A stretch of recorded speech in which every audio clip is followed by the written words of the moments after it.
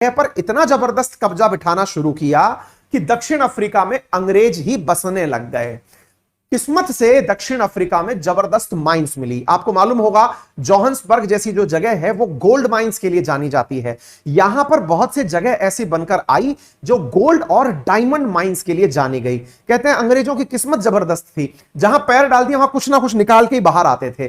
तो इन लोगों को यहां पर बड़ी सारी चीजें मिली, तो अंग्रेजों ने इस जगह पर कब्जा करना शुरू कर दिया। यानी आज भी जब आप दक्षिण अफ्रीका की क्रिकेट टीम देखते हैं तो कंफ्यूज होते हैं कि यार ये लोग हैं तो अफ्रीकी, लेकिन इसमें अंग्रेज ही अंग्रेज क्यों दिखते हैं। रीजन है, यहां पर सारे के सारे माइग्रेंट्स वो हैं जो आए तो एशिया की तलाश में थे लेकिन वहीं पर रहना शुरू कर दिए।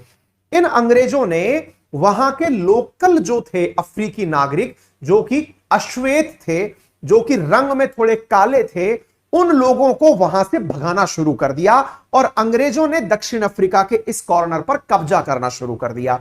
आपने बहुत से ऐसे युद्ध पढ़े होंगे, चाहे जुलू आंदोलन पढ़ा हो, महात्मा गांधी जी को जितने भी अवार्ड मिले, वो असल में क्या था कि अंग्रेज जो थे वो वहां की जो ट्राइब्स थी, जो रंग में काली थी, उन्हें भगा करके अफ्रीका के उस क्षेत्र पर कब्जा करना शुरू कर दिए।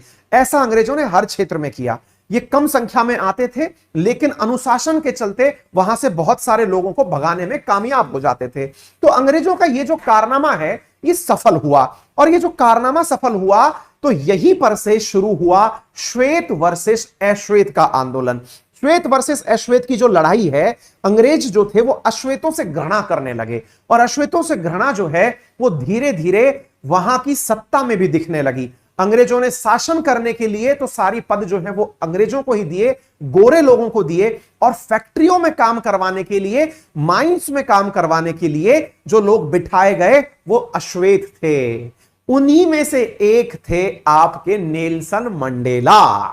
हालांकि इस कहानी में यहां तक सुनते चाहिए, नेल्सन मंडेला भी ऐसे ही कोयले की खान में काम किए हुए थे, डायमंड्स की माइन में काम किए हुए थे।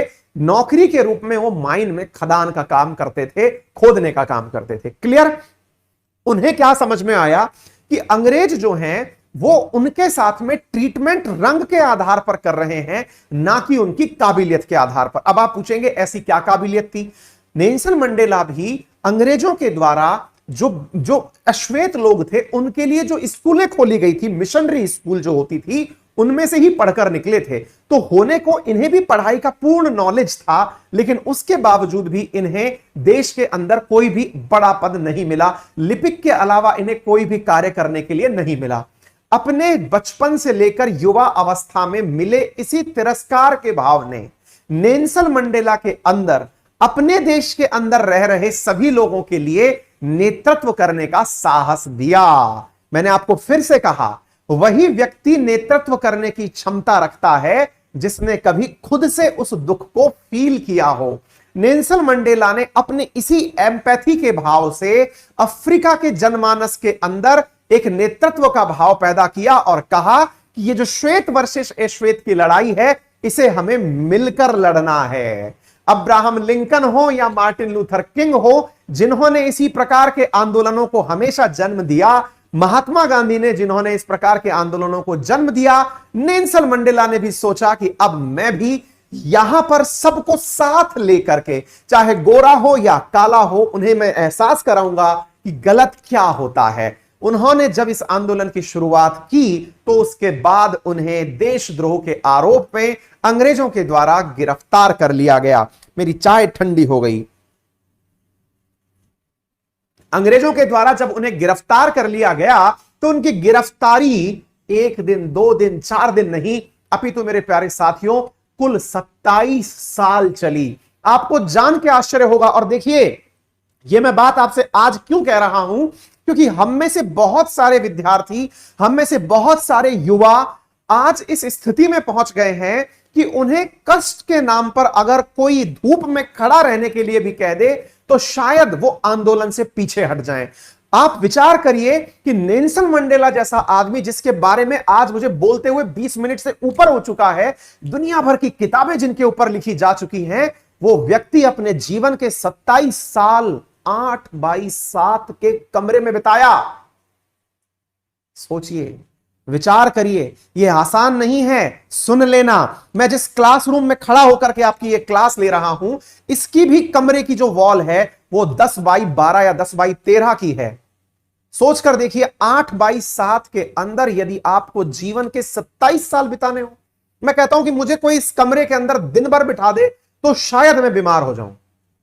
इतना मानसिक रूप से आज का युवा जो है वो अपने आप को अंगेज पाता है। और सोच के देखो कि ऐसी स्थिति के बावजूद 27 साल की कड़ी इस परिश्रम के दौरान वो अपने उस मुख्य उद्देश्य से नहीं चूके। कौन सा उद्देश्य? मजाक नहीं है। हम लोगों को लगता है, हमको लगता है कि एक इतिहास की चीज और पढ़ा दी। जी नहीं जनाब, कहानियों में अक्सर वही लोग सुने जाते हैं मेरे प्यारे साथियों जिन्होंने दुनिया से अलग हटके चलने का साहस किया होता है। इस 8x7 के कमरे में उनका सबसे बड़ा साथी कौन था, जानकर आपको आश्चर्य होगा कि उस समय भी वो केवल किताबों को ही अपना मित्र मानते थे। साथियों, अगर आप कहते हैं कि जब भगत सिंह को, आजाद भगत सिंह, हमारे शहीद भगत सिंह को जब फांसी के लिए लेकर जा रहे थे तो उन्होंने फांसी देने वाले उस पुलिस वाले अधिकारी को रोका था और कहा था कि होल्ड करो, मेरी एक किताब खत्म हो जाने दो। अगर आपको पता हो तो कमेंट बॉक्स में बता दीजिए कि उस समय भगत सिंह कौन सी बुक पढ़ रहे थे। मेरे प्यारे साथियों, जितने भी बड़े क्रांतिकारी आपने सुने, ये बहुत अच्छे रीडर्स हुआ करते थे। महात्मा गांधी जी खुद टॉल्स्टॉय के साथ में पत्राचार के माध्यम से संवाद किया करते थे। बहुत सारे देश के हमारे अंदर क्रांतिकारी ऐसे हुए जिन्होंने देश में क्रांति लाने के लिए दुनिया भर के क्रांतिकारियों को पढ़ा। उनमें से नेल्सन मंडेला ने गांधी जी को पढ़ा और गांधी जी को पढ़ते हुए उन्होंने अहिंसा को अपने अंदर आत्मसात किया। कहते हैं कि मंडेला शुरुआती रूप से अहिंसावादी नहीं थे। अहिंसा का पाठ किसी व्यक्ति को समझाना इतना आसान नहीं है। उसके दिमाग में अहिंसा उसे एक वजन लगता है। उसे लगता है कि क्या यार अहिंसा अहिंसा अहिंसा का व्हाट्सएप यूनिवर्सिटी ने जो मिसयूज किया है वो ये है कि अगर कोई आपके गाल पर एक थप्पड़ मारे तो उसके सामने दूसरा थप्पड़ कर दो। ये अहिंसा का सबसे टुच्चा और भद्दा एक्सप्लेनेशन है। गांधी जी ने ऐसा कभी नहीं कहा।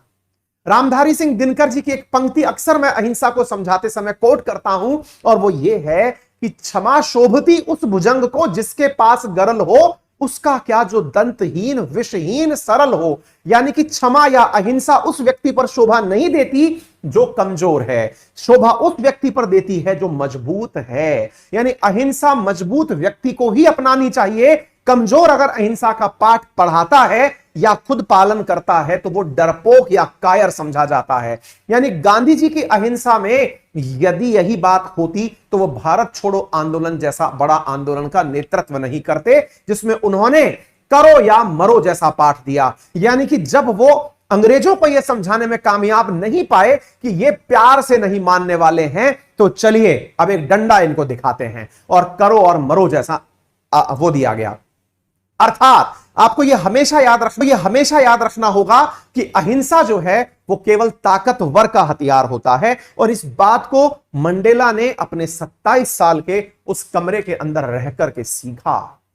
और कहते हैं कि जिस दिन वो वहां से बाहर निकले उसके बाद उन्होंने 1990 मतलब जेल से जब बाहर निकले उसके बाद 1990 से लेकर 1994 के बीच में संपूर्ण देश में पद यात्राएं करके लोगों को इस अहिंसा का पाठ को समझाया और कहा कि मेरी लड़ाई अंग्रेजों से नहीं है। श्वेत वर्सेस अश्वेत के बीच में मैं कोई डिवाइड क्रिएट नहीं करना चाहता। अर्थात मैं ये नहीं कहता कि आज मैं रिहा हो गया हूं, लोगों के बीच में प्यार पा गया हूं। इसका अर्थ ये कतई नहीं है कि अब अश्वेत लोग श्वेतों को मार दें। जी नहीं, हम लोगों को आपस में मिलकर इस देश को चलाना होगा। मेरे प्यारे साथियों, जो व्यक्ति दुनिया का नायक बन चुका था जब वो जेल में था, अब दक्षिण अफ्रीका के अंदर लोग सड़कों पर निकल करके उसके लिए आंदोलन किया करते थे। विचार करिए कि जब वो व्यक्ति जेल से बाहर आया तो उसने सबसे पहला लेसन जो दिया वो ये है कि मेरी लड़ाई गोरे रंग से नहीं है, मेरी लड़ाई केवल उस मानसिकता से है जो अश्वेत को कम समझता है। विचार करिए, जिस सोच ने किसी व्यक्ति के जीवन के 27 साल जेल में निकाल दिए हों, वो व्यक्ति जेल से निकलने के बाद पहले ही बार में बोलता है माफ किया। यानी कि आप पहले ही दिन राजा हो गए, क्योंकि अगेन क्षमा वीरस्य भूषणम, क्षमा केवल वीर व्यक्ति के ऊपर ही शोभा देती है। ये शब्द जो है सुनने में बहुत आपको लगता है कि क्या बातें कर रहे हो, लेकिन जिस दिन कामयाब बन जाओगे और उस दिन किसी को क्षमा करोगे, हृदय परिवर्तन कराने में कामयाब हो जाओगे। समझ रहे हैं आप? तो मेरे प्यारे साथियों, यहां पर ये जो फॉरगिवनेस है ना, इस फॉरगिवनेस ने एक अलग मुकाम कायम कर दिया। और ये जो मुकाम फॉरगिवनेस ने कायम किया, इसके बाद जो इंक्लूसिवनेस बनकर आई, जनता ने मंडेला को अपना नेता चुना। और मेरे प्यारे साथियों, आज ही के दिन यानी 10 मई 1994 को मंडेला को दक्षिण अफ्रीका का पहला अश्वेत राष्ट्रपति बनाया गया।